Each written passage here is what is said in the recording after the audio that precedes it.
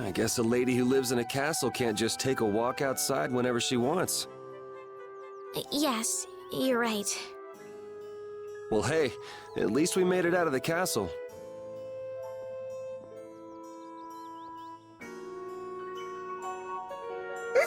Tales is a series about characters, relationships, and team synergy. It's one that somehow makes every aspect of it surround its cast, whether that be how each character plays in the battle system, how they interact with their surroundings visually, so on and so forth. This of course led to a variety of memorable characters, those of which at their finest when interacting with each other. One of my very first examples of this was with Yuri and Estelle in Vesperia, my first ever Tales game I finished. Technically Dawn of the New World was the first Tales game I played, but it was only for like 30 minutes, so I don't know how much that counts. Sorry, off topic. These two characters do an excellent job commentating on all the game's themes and subject matter, all the while being great members of what's easily my favorite cast of characters. Not to mention the two have amazing chemistry, play a major part in each other's progression. There's a lot to talk about here. After randomly thinking about the two of them during one of my late night existential ponderings, I came to the conclusion that this duo might just be my favorite the series has seen. How so? Let's talk about it. When you first meet someone, what's your go-to? A handshake, waving, maybe a hug and a kiss if you're straightforward? For Estelle, it's a vase to the head. Yeah!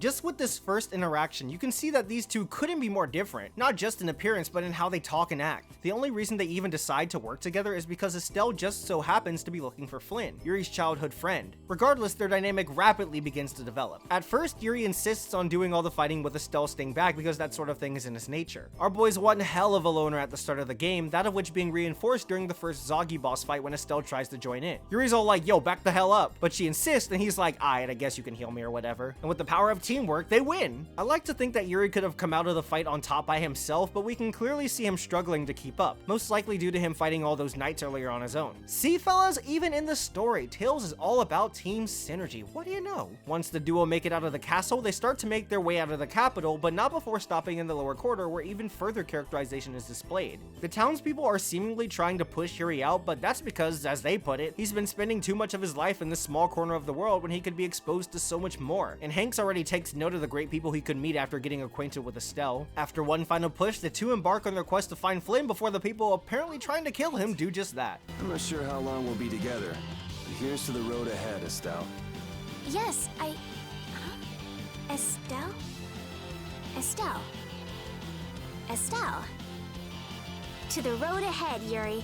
What an introduction to not just the game, but these main two characters and their relationship. Already we can see Yuri start to bring his walls down with the way he talks to her and him giving her the nickname Estelle, and those walls only continue to go down as they journey further and further. It's not all great since they are just getting to know each other and the two haven't completely warmed up to each other yet. Yuri clearly gets annoyed with Estelle every time she wanders off, tries to help everyone they see, and make a scene despite the fact that the person she's traveling with is a wanted criminal. And Estelle seems to be frustrated with the fact that Yuri's getting annoyed at all this. But there are more ups than downs, like a great moment between the two in the Koi Woods. The two take a rest after Estelle passes out for a hot second and share a delicious fruit. It's just such a wholesome scene that I always look forward to, and where I begin to see the relationship deepen. Fast forward a bit and we get the reveal that Estelle's actually a princess. Act surprised, everyone. With this now out in the open, the whole conflict of bringing Estelle back to the capital comes into play, and we begin to see her biggest flaw start to get more and more in the way, her indecisiveness. All the knights and higher-ups of the capital borderline force Estelle to come back for one political reason or another, but she can't shake the feeling of how much this journey means to her. It's not even a matter of finding Flynn anymore at this point, because the two and their new friends along the way already caught up to the guy in record time. Now it's more about self-discovery, broadening horizons, and helping Yuri catch the guy who screwed up his plumbing. These are mostly selfish reasons though, so we see her torn up about what to do and how much longer she can keep procrastinating on her royal duties and such. Yuri comes across as very passive towards this, as if he couldn't care less about whether she decides to stay or go back. But as we discover more and more over the course of the game, the guy was never too great with his feelings. Eventually, Estelle decides that she needs to continue on this journey to find out who she is thanks to a big push from Pharaoh, an Entelekea that calls her an insipid poison. Now she has to get answers about who she is, why she has healing powers without the power of the Blastia, and what her role in this world is. And when she finally comes to this conclusion, Yuri smiles and says, Now that's what I wanted to hear. He cares. He wanted her to continue traveling with him because this is someone who finally grew on the guy despite how much he does or doesn't let that on. That being said, it's still apparent that he doesn't fully trust her, along with the rest of the party for that matter. As we all know, the scene shortly before this was Yuri committing murder on one of the capital's higher political figures, Rigaud, someone who would feed innocent people to the monsters for the fun of it and work with criminals to rise in power. Clearly the law wasn't going to do anything about it, so he decides to take matters into his own hands with only Rapide knowing the dark truth. Well, a couple of antagonists knew about it, but you know. On the journey to find Pharaoh, the two are given a lot of time to bond with their fellow party members, let alone each other. A lot of the time being given to focus on Estelle making decisions for herself, and even doubting whether or not she's making the right choices along the way, since those choices involve the people she's closest to, not just herself. Hell, she even tries to march into the freaking desert by herself so she doesn't get everyone else involved in what is a personal matter, but like the newly formed guild Brave Vesperia asked the group, what's just about letting her go into the desert all alone when they know they could have and should have helped her? Defining justice. That's the big topic in this game, and one that these two have very interesting outlooks on right at the start. Yuri believes that justice should be enforced by any means necessary, hence why he makes that choice to kill Rigaud on his own. The law wasn't enough, and he couldn't bear to see any more innocent lives taken by someone borderline invincible in the eyes of said law. To him, justice is doing what's right at any means necessary.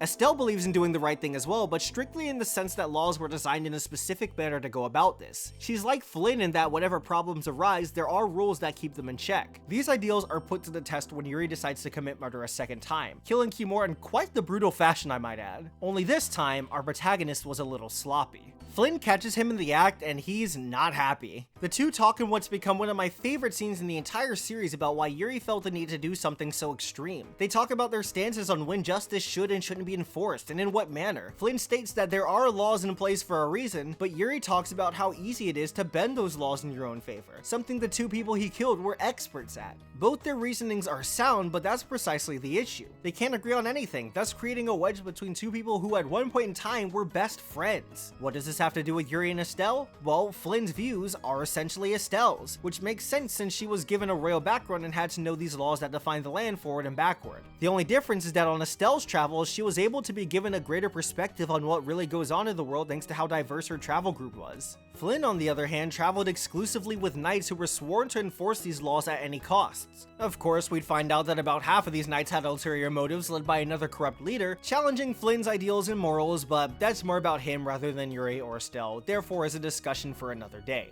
Anyway, Yuri and Flynn can't see eye to eye, a fact truly set in stone with this incredible exchange. Do you intend to rain your justice down on all the villains of the world? That's the behavior of a common criminal. I recognize it for what it is, and I've made my choices. Murder is a crime. And even knowing that, you intend to dirty your hands. Intend to? I already have.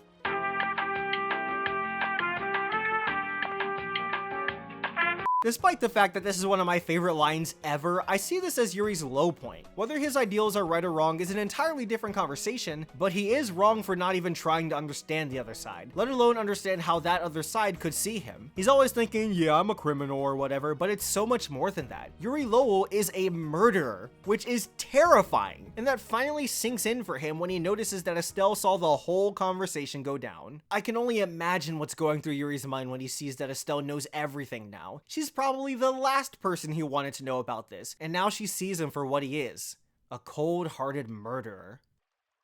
Are you afraid of me, Estelle? If you are, you can quit right here.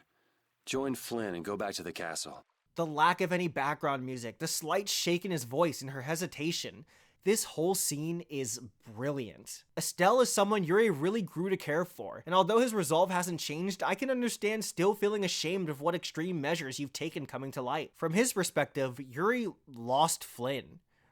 But I don't think he was prepared to lose Estelle too. Fortunately for him, he doesn't have to be, because despite how Estelle may view the matter, she's more empathetic to Yuri, and in what's her quickest decision in the entire game, refuses to go back and leave Yuri. Rather than taking note of Yuri going against the law, Estelle highlights that his actions have undeniably helped others. And even when Yuri says that someday she might end up on his hit list, she's unshaken and refuses to believe that he would do that without a reason. She fully trusts and believes in Yuri, which I know catches him off guard. guard. This side of him is one that he only believed could be viewed in a negative light by others, which never bothered him too much in all fairness, he was doing what he believed in. But for the first time, someone saw the positives of what are negatively perceived actions. Someone believed in him, a noble nonetheless, and that someone was Estelle. Yuri tries his hardest to keep those walls up, but Estelle gets through to him and despite everything, says this. Here's to the road ahead. My God. Let it be known, Tales of Vesperia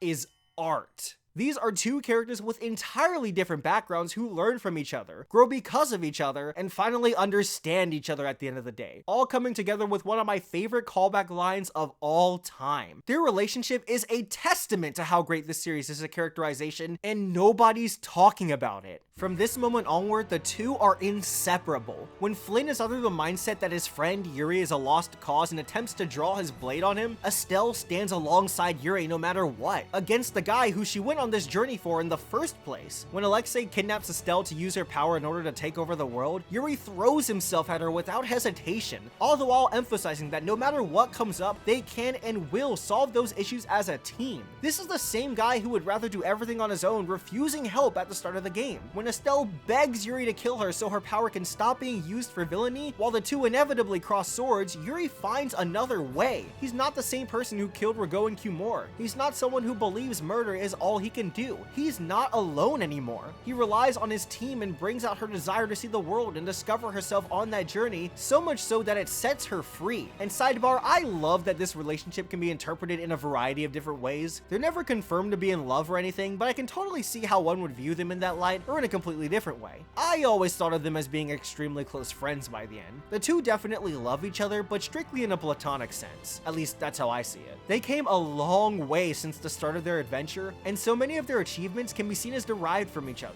Yuri's strong as steel resolve helped Estelle become a more decisive person, keeping her on a journey that allowed her to discover who she was in both a literal and figurative sense. Estelle's endless kindness and understanding helped Yuri broaden his perspective on everything, which I believe to play a huge part in his decision to not kill Duke when he was given the perfect opportunity, which ended up being the right choice as Duke's help against the Autophagos may have been the push they needed to defeat it. The two bring out the best of each other, which on top of all of what I just said, got them to where they ended up at the conclusion of this phenomenal tale. All of this is why Yuri and Estelle are easily my favorite Tales duo.